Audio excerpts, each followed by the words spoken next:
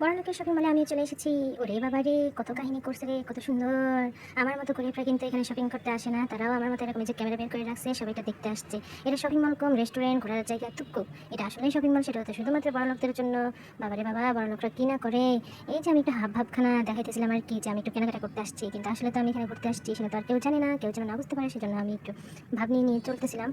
এই যে দেখেন কি জানি ঝুলাই রাখছে, আসলে বড়লোকের বিরাট কারবার। কি কিনে না কিনে কে জানে, আমার তো কিছু ভালোই লাগে না, আমার কাছে তো তেনা লাগে। আচ্ছা যাই হোক, সেটা হচ্ছে আমার রুচি বলে কথা। আমি হচ্ছে গরিব মানুষ, আমার রুচিতে এসব বুঝি না। আমি তো এই জিনিস দেখে একদম ঝাক্কাস খেয়ে গেছি। ওরে বাবা রে, কি সুন্দর করে সাজাইছে।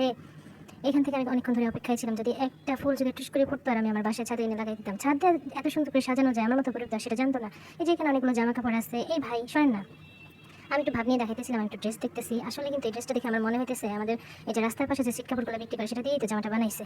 আরে ভাই একটু শোন তো, একটু ভিডিও করি। এই লোক সরে না।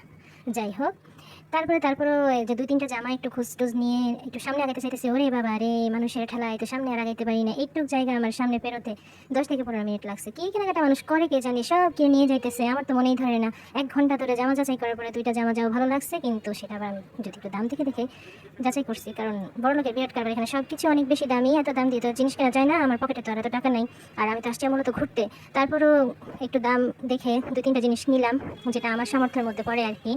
এই যে আমি আসছি মূলত দেখতে, আমার কাছে তো দেখেই খুব ভালো লাগতেছিল। এত সুন্দর, এত সুন্দর, এত সুন্দর, বাপরে বাপ! বড়লোকরা কত কি যে করে, শুধু সেটাই ভাবতেছি।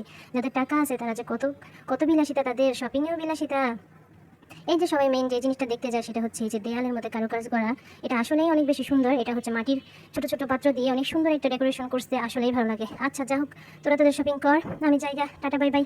এই জায়গা আমার জন্য না, আমি শুধু ঘুরতে আসছি, আমি একটু ঘুরে টুরে দেখে তারপর আমি চলে যাবো গা। সামনে কিন্তু আবার ওরা ছবি তোলার জন্য জায়গাও রাখছে, যদিও ছবিটা তুলি নাই, একটু ভিডিও করছিলাম এই আর কি। তো সবাই ভালো থাকেন, আপনারা ঘুরে আসেন, টাটা, আল্লাহ হাফেজ।